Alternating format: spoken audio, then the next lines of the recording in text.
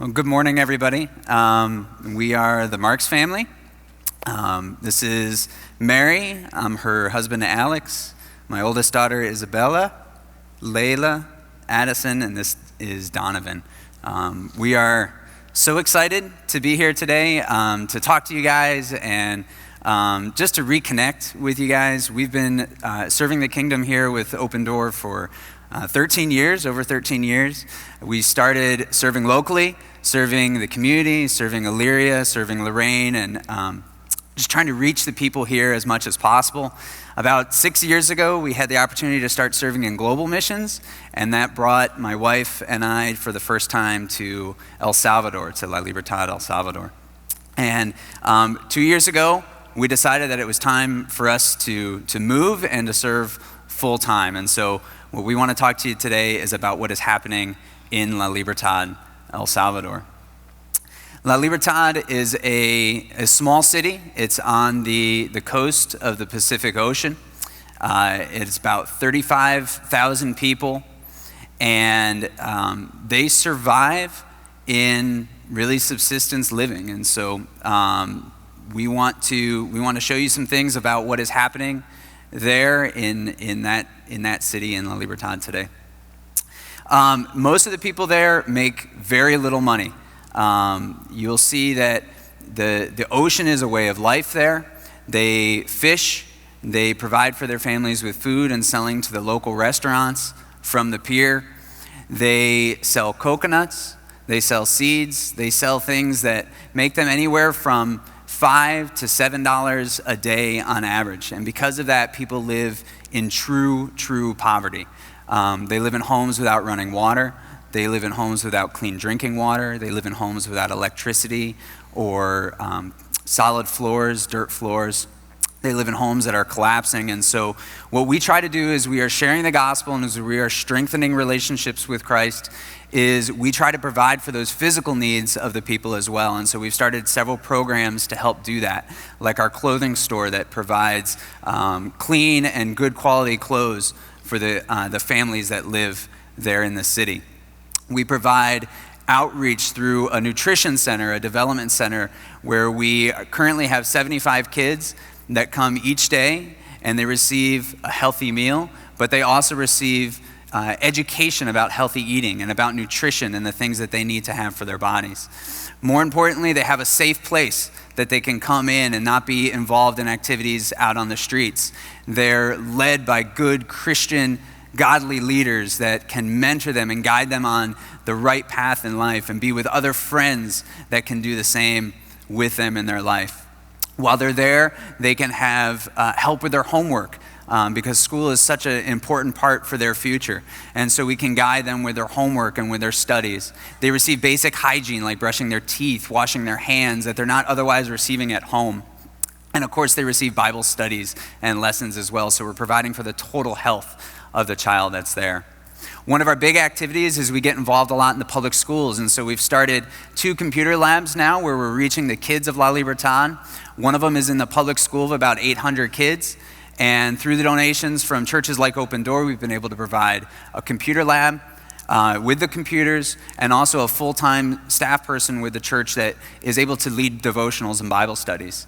We're also reaching out with other projects in the school, like this one where we renovated the water system so that they had running water at one of the largest public schools. Previous to this, they didn't have running water every day, so that means no toilets, no washing hands, no drinking.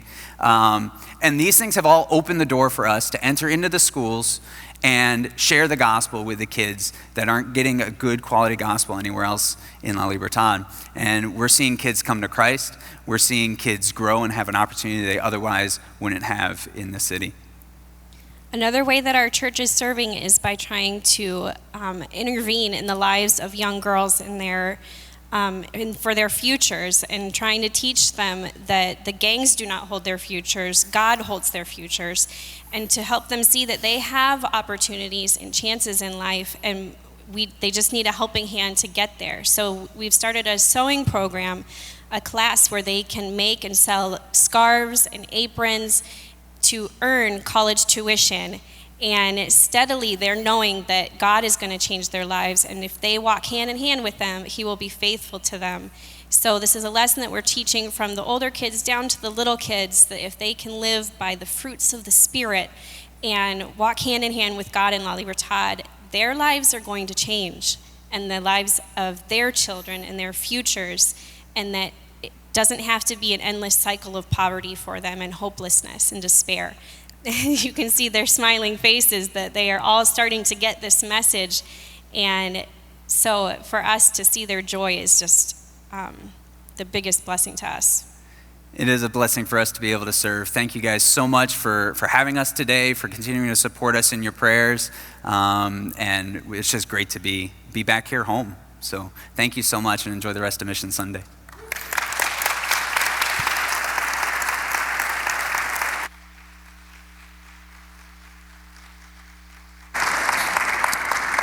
Thank you, Alex and Mary and the kids.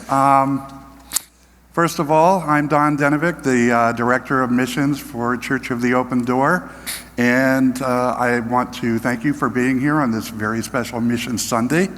There are three ways. First of all, missions is anything that we do beyond the walls of this building that help point people to Jesus Christ. And there are three specific ways I'd like to ask for your continued help and support. First of all would be to pray. Continue praying for each of our missionaries and their families around the world. You could pray for our missions department and each of us as we help try to lead the church and to work along where God is working. We would ask you to give. Give of your time, give of yourself, give of your finances. There's many ways you could do that. And if you are giving financially, you need to use your offering envelope and make sure you mark that specifically. There's a spot there on it, marked Global Missions. That's where you would designate those funds. And then I'd also like to ask you to go. And there's many ways that you can go. You can serve locally, right here in Elyria, Avon Lake, Lorraine, Vermilion. You can serve locally, but we also offer several different trips that you're welcome to go on throughout the year as well. And you'll find out more about that on the missions wall and in the missions book, which we will have available later on today as well. And finally, I would like to thank you. I would really like to thank you for all of your support over the past year. We would not have been able to do anywhere near what we have done without your help. Thank you very much.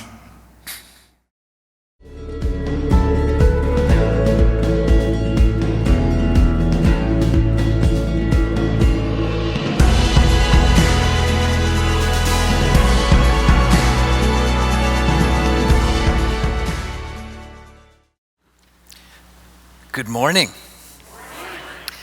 I am the son of a lumberjack. I was called out of beaver trapping to become a pastor, and I've come down from Canada to talk to you about three important issues: gun control, socialized medicine, and maple syrup quotas. No, I'm just kidding. I was born and raised in Canada, but I've spent enough time here in the States to know that I shouldn't bring up controversial topics like maple syrup quotas in this kind of setting. So now that I have your attention, actually, I wanted to point out one other thing. This is how my mind works during the worship service. I was worshiping, also noticed the evolution of drums at church. Drums, at least in my experience, started off down there somewhere so people couldn't see them. And then eventually they moved their way up onto the side of the stage, and people could see them a little bit. Then we put them in the middle, but we shielded people from them. And now I notice that people are putting their drummers off in like a cage. I hope there's like a little slot under the door where you can sort of feed them a couple times a week or whatever. Or maybe that's the Holy of Holies. I don't know. Anyway. Today I want to continue the Found series that Pastor Jim has been leading you through over the last couple weeks. And I've had the privilege of listening in online from Canada. And so I know where you're at. And I know that last week Pastor Jim talked about Philip and how Jesus went and found Philip and invited him to follow him. And then Philip went and found Nathanael, invited him to do the same. And that's really what the heart of missions is, isn't it? It's when we're found by Jesus, when we begin to follow him, there's a desire to tell other people, whether that's people, in our neighborhoods or around the world, to tell other people what we've experienced through him. And so that's what's at the heart of missions, and that's what I want to talk about this morning. Now, I know, because I'm friends with Don on Facebook, I know this church does a lot with missions. And so I get to see all the great projects you do around the world, here in Elyria, in Avon Lake, in Vermilion. All around, you guys get this. You understand that God has a heart for those outside the church. And I think that's wonderful. And I want to say, as one of the people that you support, and you've sent a team up to us, and it was such an incredible blessing. Actually, 2 teams have come up and visited with us, and it's been a great encouragement to my people. And man, the work that you guys did in our worship area looks fantastic. People are just really impressed. It's been great for us. But on behalf of not just my congregation, but everyone that you support and the people that we're reaching, I want to say thank you. Because what you're doing is making a difference, coming alongside and helping people out and having a heart for those around the world. And so that's what I want to talk about. I know that you don't do it because you think it's good marketing or it's just, the traditional thing to do. You do it because you understand that missions reflects God's heart. I want to talk to you about that today, and I want to begin by telling you the story of our calling to plant a church up in Huntsville, Ontario, and how that started and came out of God's heart. About 10 years ago, I was serving on staff at a church in Winchester, Virginia, serving alongside Jamie Jackson, your executive pastor. We were there together. And I was quite content there. We had just bought our first home. Our son Aiden had just started kindergarten. We were putting down roots there. We had lots of friends. It was a great place to be in. And then we did something very dangerous.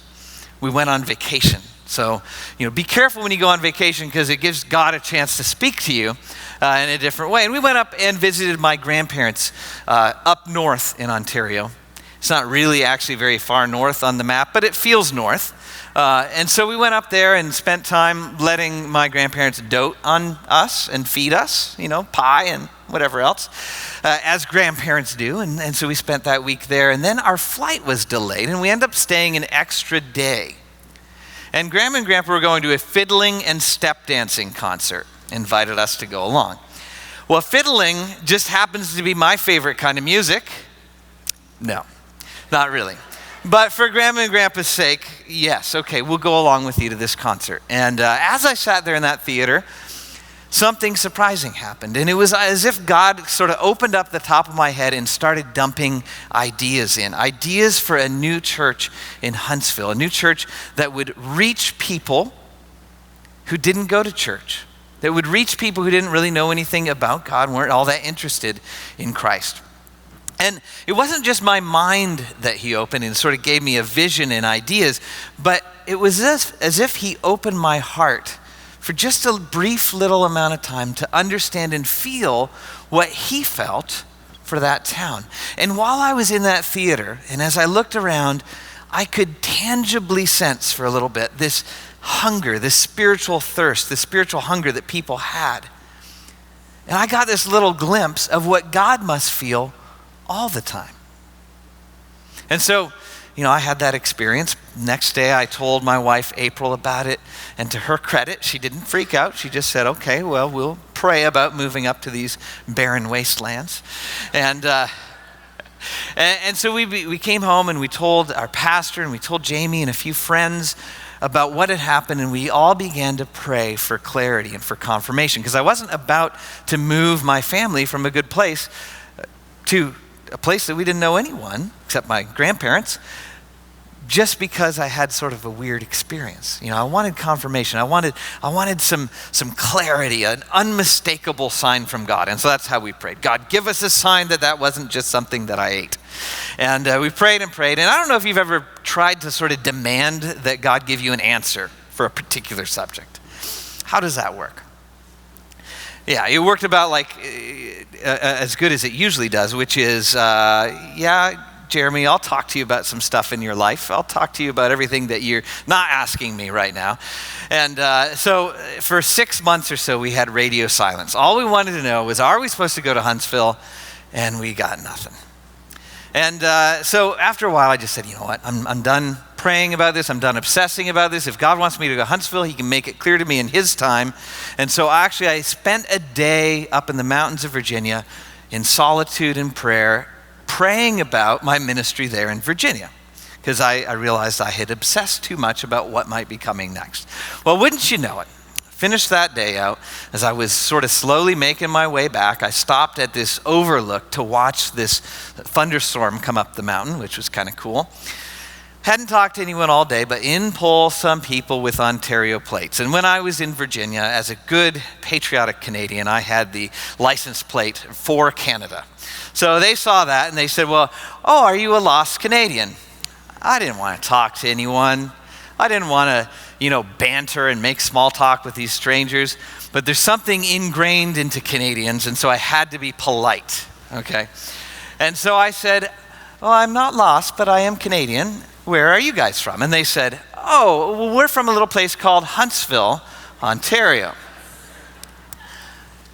Oh, and so, my jaw dropped a little bit. My spidey senses started tingling, like, maybe something's going on here. And they actually said, oh, are you from there? They saw my reaction. I said, well, no, but let me tell you what I was thinking about. And so I shared with them my vision for a church. And they said, well, we're not church people, but we think there's a place for a church like that in Huntsville. We think that would be a good idea. And so obviously that became my sign from God that I wanted. And meeting people from Toronto in the middle of the mountains of Virginia might be one thing, but Huntsville's a tiny little town. I thought that was probably a pretty good sign from God. And so we began to work on planting the church. It was about a year and a half later that we moved to Huntsville and began work on that church plant.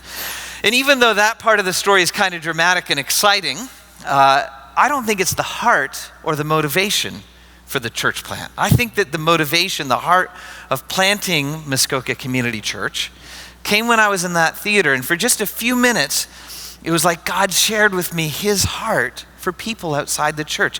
I got that tangible sense that people were hungry for him and they didn't know where to turn.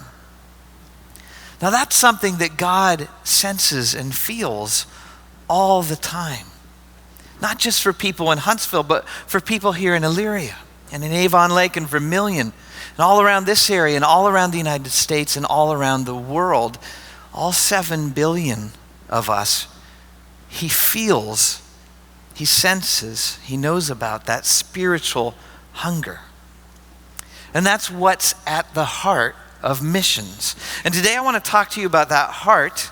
But I don't want to talk to you about missions projects or outreach programs.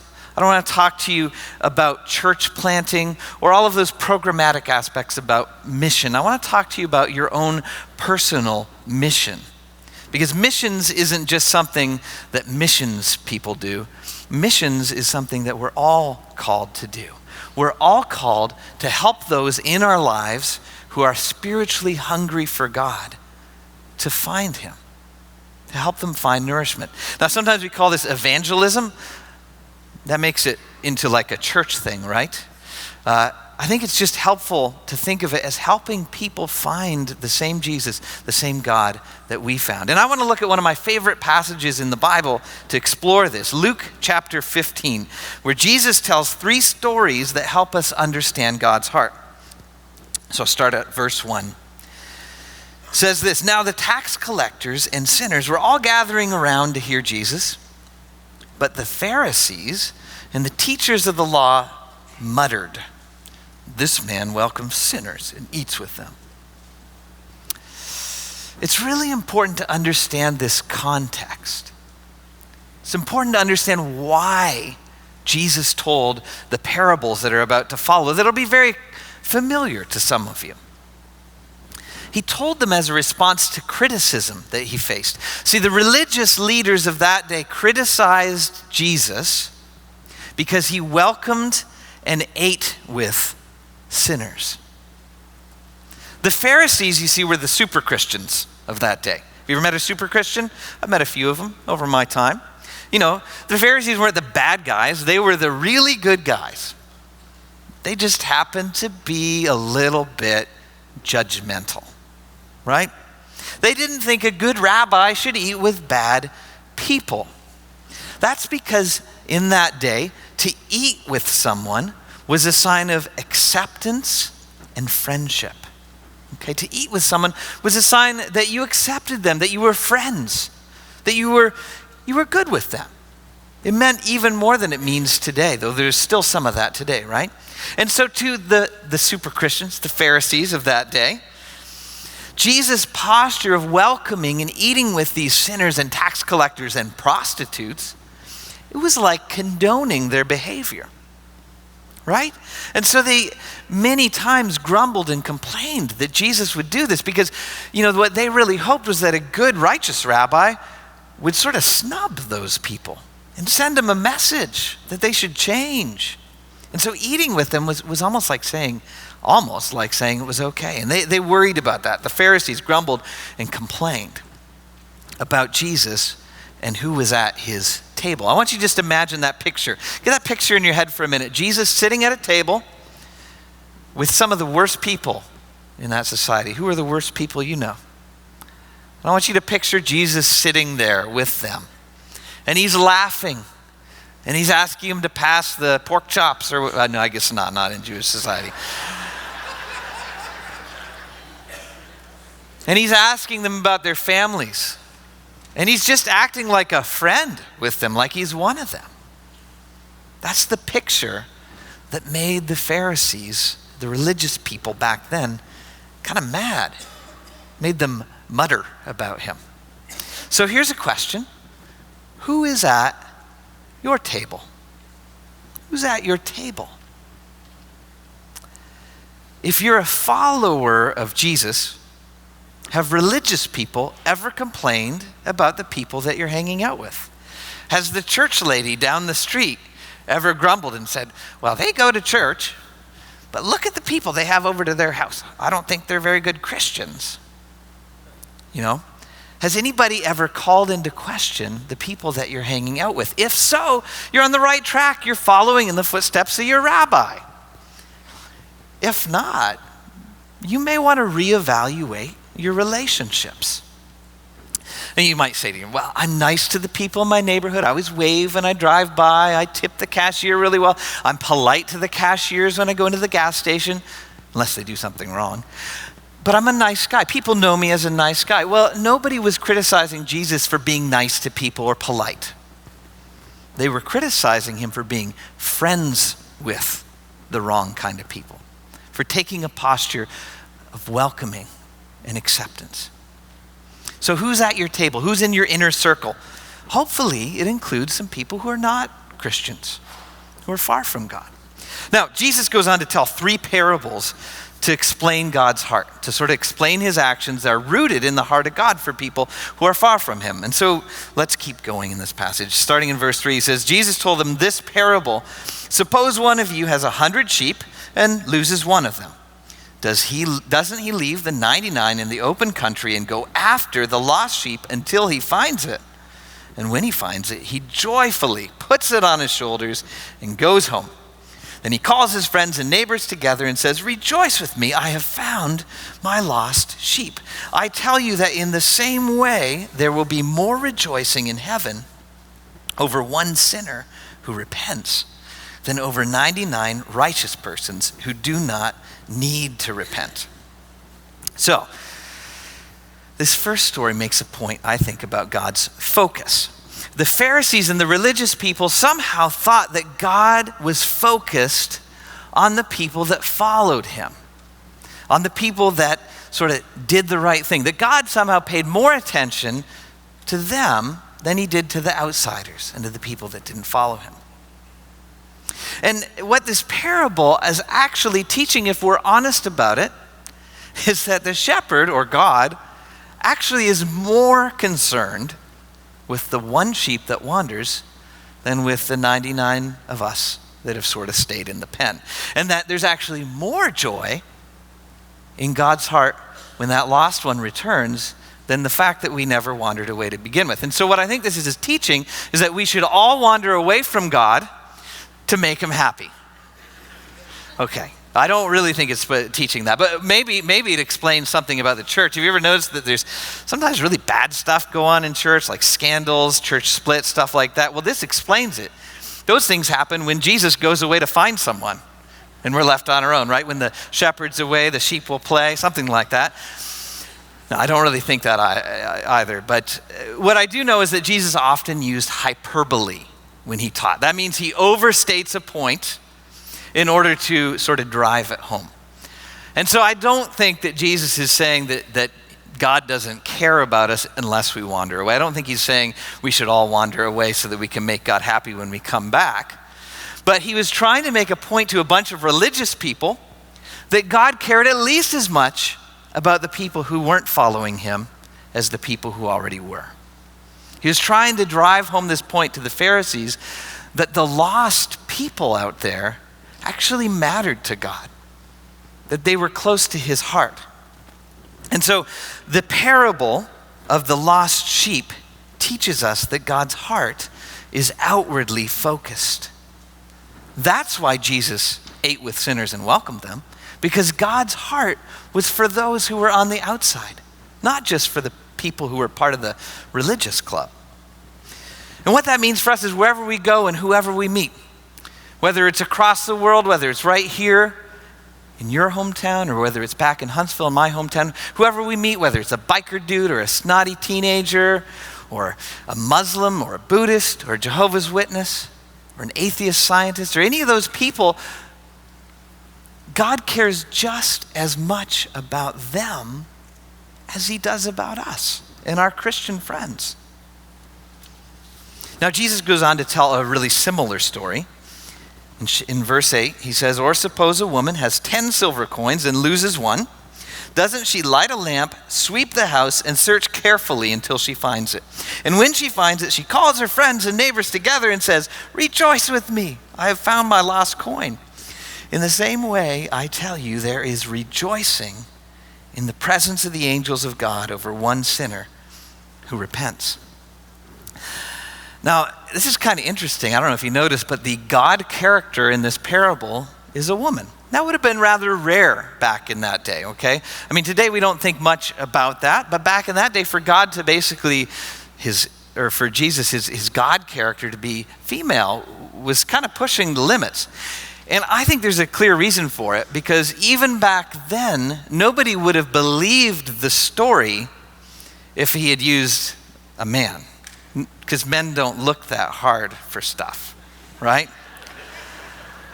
I saw a great comic strip recently. The first line was, it said, how people in your home look for things. And it said kids, and the kid's standing there. He looks one direction, he looks the other, and he says, "Mom!"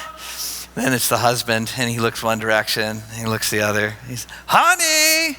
And then there's the mom, and she's looking under the couch, found it, looking in the back of the van, found it, looking under rugs, found it. And so I think that nothing really has changed in the past 2,000 years. That rings fairly true to my experience. And so Jesus is painting a picture here of a God who goes out and does whatever he needs to find people that are lost. The same way that this woman lights a lamp, sweeps the house, searches everywhere until she finds the coin. God searches, seeks out those who have wandered away from him. And so the parable of the lost coin teaches us that God's heart diligently seeks those who are lost. There we go. Diligently seeks. So God has this seeking heart. He's not just standing back, wringing his hands, going, "Oh my goodness, what am I going to do? These people have wandered away from me." He's pursuing them. He's looking for them. He's doing whatever he can to bring them back home. And what that means to us is sometimes when we engage in evangelism, it can be kind of intimidating. You get up to someone and you think, "Oh, I should talk to them about God. I don't know what to say." And what this means is that we can assume when we're in these relationships, God is already at work. God cares more about the people in your life that you want to see come to him than you do. because they're valuable to him. And he'll do whatever it takes to chase them down, to seek them out, and to bring them back. He diligently seeks those who are lost. But then Jesus tells one more parable that gives a whole twist to everything else he said so far. Starting in Luke 15:11, it says, Jesus continued, there was a man who had 2 sons. We're going to talk about one today. The younger one said to his father, Father, give me my share of the estate. Now, what that amounts to basically is saying, God, Father, I know someday you're going to die, and I'm going to inherit your stuff. I wish you would hurry up and die, but since you're not dead yet, could you give me my stuff now? Not a real nice thing to say to your dad. And so the expectation here would be that the father physically removed him from the house, never spoke to him again. But that's not what happened. He goes on to say, so he divided his property between them. Not long after that, the younger son got together all he had, set off for a distant country, and there squandered his wealth in wild living. After he had spent everything, there was a severe famine in that whole country, and he began to be in need. So he went and hired himself out to a citizen of that country, who sent him to his fields to feed pigs. Not a good job for a good Jewish boy. He longed to fill his stomach with the pods that the pigs were eating, but no one gave him anything. When he came to his senses, he said, how many of my father's hired servants have food to spare, and here I am starving to death? I will set out and go back to my father and say to him, Father, I have sinned against heaven and against you. I am no longer worthy to be called your son. Make me like one of your hired servants. So he got up and went to his father. But while he was still a long way off, his father saw him and was filled with compassion for him. He ran to his son, threw his arms around him, and kissed him. The son said to him, Father, I've sinned against heaven and against you. I'm no longer worthy to be called your son. And then his father cut him off. But the father said to his servants, quick, bring the best robe and put it on him. Put a ring on his finger and sandals on his feet. Bring the fattened calf and kill it. Let's have a feast and celebrate. For this son of mine was dead and is alive again. He was lost and is found. So they began to celebrate. What does this parable teach us about the heart of the Father? Now, I always focus on that moment when the son comes back and he wraps his arms around him. He runs to meet him and he kisses him, which is awkward to me as a Canadian. But, there's this extravagant display of affection. And the Father forgives everything. And it shows a God whose heart is merciful and compassionate and forgiving and more full of grace and love than I could even imagine. But I noticed something else as I was studying this time. I noticed something that's actually kind of strange. What does the father do when the son leaves home? Now, we've just read 2 passages about a shepherd who goes out and finds the sheep and a woman who does everything she can to find a coin. And now the father, when the son leaves home, we would expect that the father would go out and chase him down and drag him back home. But he doesn't. He lets him go. He lets him wander. It's kind of strange, isn't it? It doesn't fit the pattern of what Jesus has taught so far. And so I wonder if Jesus isn't trying to teach us something else about God's heart. That God doesn't force himself on us. That God is willing to let us go and to let us wander far away. But that in the meantime, he doesn't write us off. He doesn't give up on us. According to the parable of the lost son, God's heart patiently waits for those who are lost. God's heart patiently waits for those who are lost. Now, this sets up a tension in the passage, doesn't it? Because on the one hand, God actively seeks those who are lost, and on the other hand, he sort of passively sits back and waits for them to come home. So what is it? Is it him seeking or is it him waiting? Now, could it be that God's heart is actually accurately reflected in both?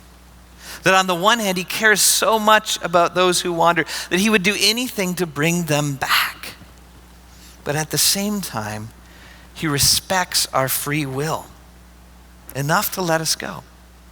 Knowing maybe that some people have to wander through foreign lands before they find their way back home. Maybe he knows that the best way to get a lost son or daughter to return is by letting him get really hungry. So I think that Jesus is teaching that God's heart is reflected in both. Remember why he tells this story. It's a response to criticism, right? This rabbi is too accepting. He's too friendly with sinners. He should preach more at them.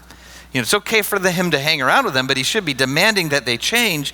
And so maybe that Jesus is trying to get across the point that sometimes it's okay to just love people and to be their friends.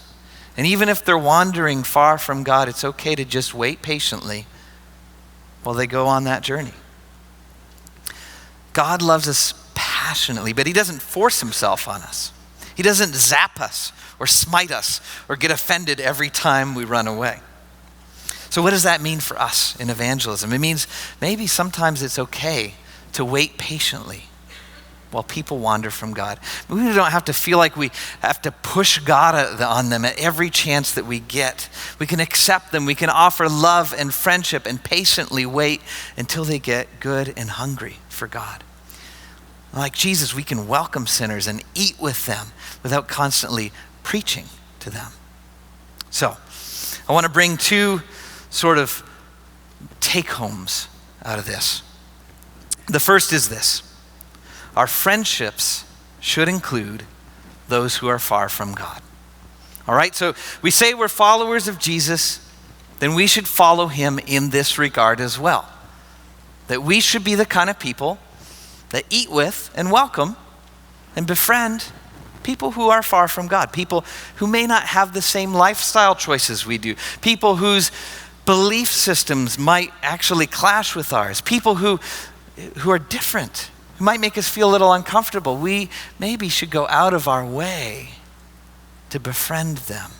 Who is it in your life that's not a Christian that you can engage as a friend? Not a project or a prospect, but a friend. And you might think to yourself, well, if I befriend these people and if I have them over for dinner and they become people that I'm close to, isn't that like condoning what they do and condone? I don't really think so. The Pharisees were kind of worried about that, but Jesus didn't seem to be. And I don't know about you, but I'd rather follow Jesus than the Pharisees. And so our friendships should include those who are far from God. And the second thing is that within these friendships, within these relationships we have, there should be a balance or a tension. Our posture toward them should hold in tension the ideas of diligence and patience, seeking and waiting. There's a tension there, isn't there? There's lots of tensions within the Christian faith. And this is one of them. That God is a God who actively seeks, and God is a God who passively waits for those who are lost to be found. And so maybe for us too, within our efforts to help people find God, we need to learn to balance these two things. That sometimes there's a time to share our faith openly, boldly. There's a time to preach at people, in your own way, in your own words. But there's also a time to lovingly sit back and accept and welcome and love people, even if they're far from God. Now, I think a good, effective approach to reaching people to evangelism balances those two.